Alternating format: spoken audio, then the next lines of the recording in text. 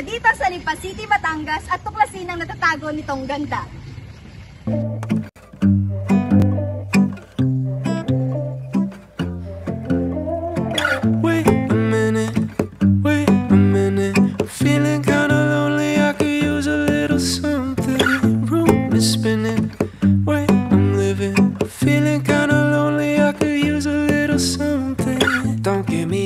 Alam niyo ba na ang Lipa ay kilala bilang the coffee center of the world? Subalit sa kasalukuyan ay mas kilala na ito bilang the Little Rome of the Philippines. At isa sa mga sikat na simbahan dito sa Lipa ay ang Metropolitan Cathedral of San Sebastian o mas kilala bilang Lipa Cathedral. Ang simbahan ay may tuturing na tahanan ng Diyos, tahanan kung saan idinudulog ng bawat isa ang kanilang mga dalangin at hinaing sa buhay. Tahanan kung saan maaaring magtanong, magsumamo, magpasalamat at humiling.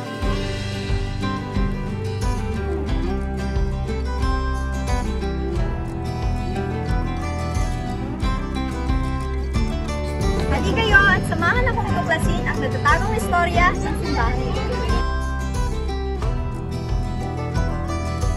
Mula 1702 hanggang 2019, ay 51 na puro paroko na ang naglingkod sa simbahang ito. At mayroong siyang simbahang sumibol mula 1919 hanggang 1999 sapagkat kinikilala nila ang Lipa Cathedral bilang mother parish. Gayon din ang tatlong parokya na inihahanda upang maging malayang simbahan. Nagsimula ang Cathedral Parish of San Sebastian, Lipa City noong 1605 sa pangunguna ni Don Diego de Salcedo. Nakita nila ang bayan na magsasaka sa Bombon at Agbakin, mataas na kahoy na ngayon. Nagsimula ang mga ito ng religious mission called San Sebastian. Ngunit dahil sa mga hindi inaasahang pangyayari, nakailang lipat ito hanggang sa maitayo ito ngayon sa kasalukuyan. Una, may pagtaas ng tubig sa lawa ng Taal na naging dahilan para lumipat sila sa Balete. But, naapektuhan din ito noong pumutok ang bulkang Taal noong 1714. Ang mamamayan ay nagkasundo na lumipat malayo sa lawa at sa bulkan. May sabi-sabi na nagkasundo ang mga ito na lumakad habang nagro-rosaryo at titigil sa ika-24 na misteryo. Narelocate ang buong lugar sa mataas na lupa. Pero mayroong problema sa water supply at kinailangan nilang lumipat muli. Noong April 30, 1605, hanggang matapos ang 19th century, isinagawa ang simbahan na ipinangalan ng Convent of San Sebastian in Kumintang. Ang unang materyales ay gawa sa light materials. At noong 1779, ay inayos ito muli at natapos noong 1865 sa unang taon ni Father Benito Varas na itinalaga noong 1894. May mga grupo pa dito ng turista na mula sa ibang parish. Halina't alamin natin kung ano ang mga pinag-uusapan nila.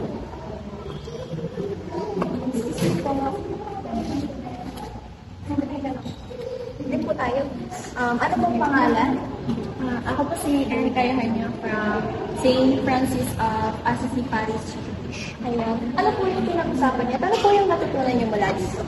Ang natutunan ko po sa first part ng history ng simbahan na to is nagpalipat-lipat siya ng pwesto at dahil sa mga hindi inaasahang pangyayari sa mga dati nitong pinagtayuan. And para sa akin, dapat nating i-treasure at pahalagahan ng simbahan na to dahil nagbe-benefit din tayo doon. Maraming salamat po, ma'am. Grabe pala ang pinagdaanan ng simbahang ito bago pa formal na maitayo sa lugar kung saan tayo ngayon naroon. Noong ika-19 na siglo, nagkaroon ng kompetisyon ang mga lungsod ng Batangas patungkol sa pipiliing upuan ng bagong diocese sa Timog Katagalugan. Ang pasya ay noong ika-10 ng Abril 1910, kung saan pinili ng unang bishop na si Most Reverend Joseph Petrelli ang Lipa dahil sa malamig nitong klima. Sa pagdaan ng ikalawang digmaang pandaigdig ay lubhang napinsala ang simbahan. Ipinaayos ito ni Messenger Alejandro Olalia kung saan ang pinturang panloob ay niretoke at nagdagdag din sila ng 2 panig na pasilyo sa gusali. Bilang pandagdag, isinasaad ni Father Pedro Galente sa kanyang librong Angels in Stone na ang diin ng edipsyo ay nakalatag sa misang ginaganap dito.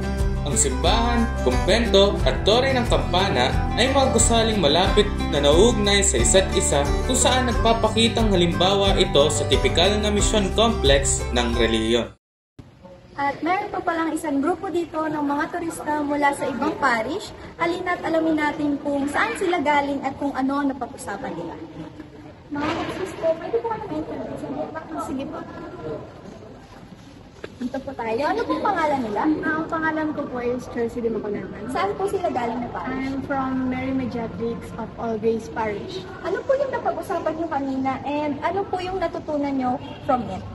Ang natutunan ko po ay, even though this church has suffered a lot over its history, I'm still amazed at the dedication and help of the people to restore this church till the very end. Ayun po, salamat po ma'am. Hindi naman na siguro nakapagtataka kung bakit sa dinami-dami ng malalaking simbahan dito sa Lipa, itong San Sebastian Cathedral ang itinuturing na cathedral at ang bagong diocese dito sa Lipa. Tignan niyo naman kasi kung gaano kalaki at kaganda ang simbahan.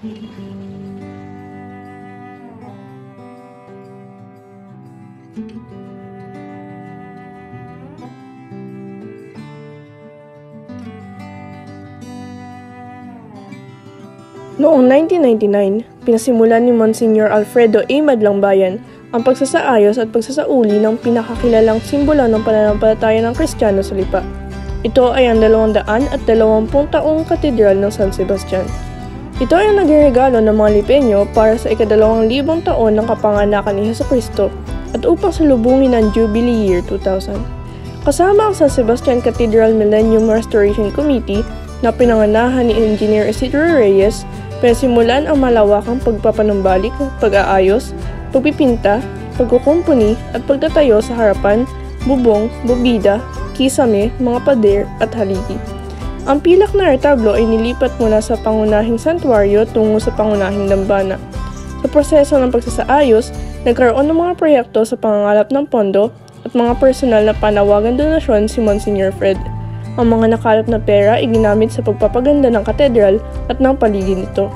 Ang 7 sakramento ay pininta sa mga sementong pader sa kanang pasilyo at sa itaas na bahagi naman ng nabe ng simbahan ay makikita ang nakaimprentang larawan ng 12 apostol. Makikita rin sa kanang pasilyo ang pasyon, kamatayan at muling pagkabuhay ni Jesucristo. May isa pang grupo dito ng mga turista na galing sa ibang parish at alamin natin kung ano pa yung mga pinag-uusapan nila about sa simbahan ito. Pwede kong ma-interview, sino po kayo? Dito tayo, ma'am? Ano pong pangalan? Chanel po. Saan pong parish galing? Galing po sa Our Lady of Guadalupe Parish po. Ano po yung napag-usapan nyo at ano po yung natutunan nyo mula dito? Dito, nakikita natin, ay natutunan ko dito noong 1999 pa lang, kasama si Paris Priest, Messenger Alfredo Madlangbayan, tsaka yung mga committee ng restoration ng simbahan is nag-work sila together para ma-restore at saka ma-repair itong cathedral. Then, nalaman ko din na kasama sa restoration ang repainting tsaka renovation ng 7 sacraments, pati na rin yung upper na makikita natin dito, kasama siya, yung 12 apostles. And nalaman ko din na yun palang main door, gawa siya sa 16 piece na build ng Malawi para sa Jubilee Cathedral. Ayan, maraming salamat. Hindi tulad ng ibang mga simbahan na kapag nasira na ang ibang parte nito, ay iniiwan na at kinokonsidera bilang isang abandonadong simbahan. Ang San Sebastian Cathedral ay walang sawang ipinarenovate ng mga nagdaang pura-paroko nito upang mapreserba ang ganda ng lugar. Ang katedral ng San Sebastian ay dumaan sa malaking mga pagbabago, kabilang ang pagsasaayos ng pinto ng Adoration Chapel, pagtatayo ng panibagong gusali para sa Parish Rectory at Administration Office, pagsasaayos ng mga meeting hall at pagdagdag ng mezzanine para sa mga tauhan. Sa tulong at dedikasyon ng maraming mga tapat na deboto sa loob ng mga taon, naisama na ng katedral ang pagsamba, pagpapahalaga sa relihiyosong sining at kakayahang pangpangsyonal. Ang azotea, isang gandang azotea naman ay itinayo sa ibabaw ng garahe at ang Resurrection Chapel ay ginawang isang 2 palapag na gusali na may elegante na aswaryo.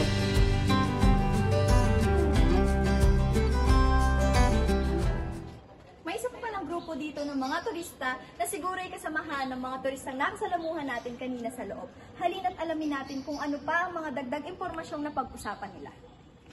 Excuse me po, sino po pwedeng na-introduce? Dito po tayo, ma'am. Ano pong pangalan? Han. Taga saan po kayong parish? Most Holy Rosary Parish. Ano po yung natutunan nyo doon sa napag-usapan nyo po? Bukod dun sa iba na sinabi nung narinig ko, ang pinaka-tumatak talaga sa akin is yung San Sebastian Cathedral Church is composed of worship, religious, art appreciation, and functionality na talaga makikita mo sa structure dun sa akin. Ayan, maraming salamat po, ma'am. Sa pagkakataong ito ay natunghayan na natin ang tila mas pinagandang renovation ng lugar na ito. Nasaksihan natin hindi lamang ang ganda ng simbahang ito, kundi pati na rin ang malamang historya sa likod ng Lipa Cathedral. Isang magandang istorya ang meron ng simbahang ito na niambag sa ating kasaysayan. Subalit, ganoon din kaya ang istoryang meron ng mga Libenyo sa simbahang ito? Halina't samahan niyo akong alamin. Pangalan niyo? Rina. Ayan. Ilang taon na po kayo? 51. Ayan. Ilang taon na po kayong nandito po sa Lipa? 27 years na. Ayun po. Nanay, pwede po kaya kayong mag-share ng yung pinaka-memorable experience niyo po na dito po sa Lipa? Specifically po ay dito po sa Cathedral. Nandito ako kinasal, yun, may marapot sa akin eh. Ano pong year kayo nang ikinasal po kayo? 1996 po. So, bali po, ilang taon na po ang nakalipas mula po na kayo ay isa? 27. 27 years na po. Bibilangin. Ibig pong sabihin, simula po nung kinasal po kayo, dito na po talaga kayo naglalagi. Simula po ba nung nandito kayo ay nagtinda na po kayo? Nagsimula na po kayo magtinda ng kapagita po? Yan po. Good morning po, ma'am. Ano po pangalan niyo po? Jen. Kayo po? Ako po si yes ko lang po kayo kung ano po yung naging experience niyo po dito sa lugar na ito. Since first time namin, experience na, pero maliwalas naman, relax, and yun nga, maganda yung weather today. Ano po yung napansin niyo po sa loob? Napagpasok ako? Napansin agad namin yung mga yung artworks. Yung murals po? Yes, oo. So, colorful. Tapos yung loob kasi, sabi ko, parang sisim dun sa Malawang. Okay.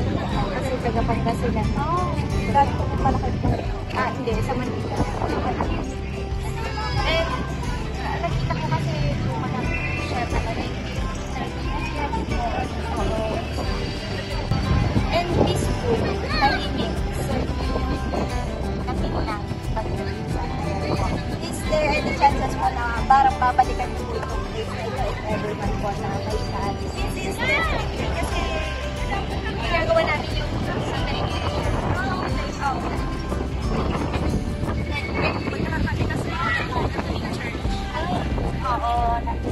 marami din sa